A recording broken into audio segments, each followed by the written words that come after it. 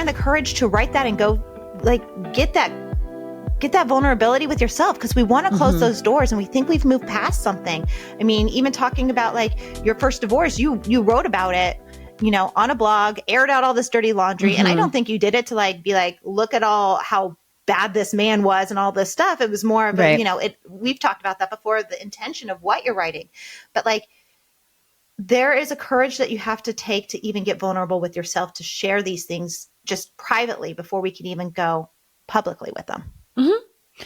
Yeah, I think for me, the way that I took that first step was realizing, and maybe this was unconscious, but like realizing what was the alternative. The alternative was to keeping it all locked and bottled inside.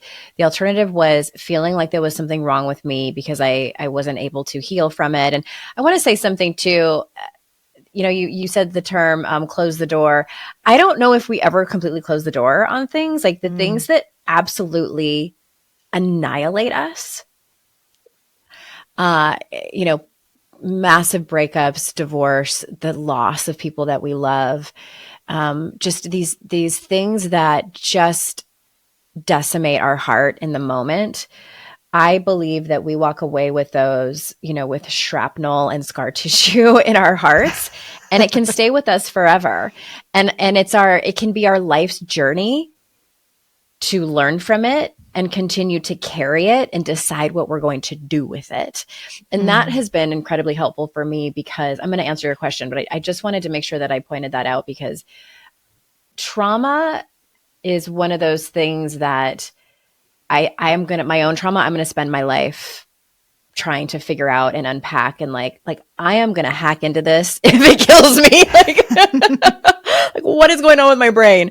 But I want to say that just in case anybody's feeling like there's something wrong with them because they feel like they're still carrying it.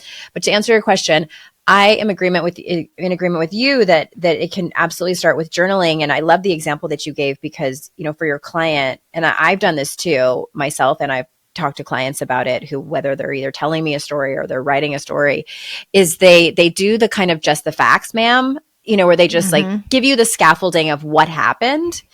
And the invitation is to talk about how you were feeling in that moment when you got the phone call where you found out, you know, XYZ happened, when you were laying in your bed at 10:30 at night, when you have plugged your phone in and set it aside, when you go to close your eyes. That moment where you are alone with your thoughts can be some of the darkest, scariest moments of our lives. This is why we drink. This is why we scroll on our phones until 1 or 2 in the morning, until we just simply fall asleep, because it's so hard to be in those moments. But those are the moments that not only are the key to us healing and having insight and moving forward and things like that, but also those are the moments that people want to see and people want to hear about, to feel like they're less alone. Again, I don't think it's always for public consumption, but just, you know, for what it's worth.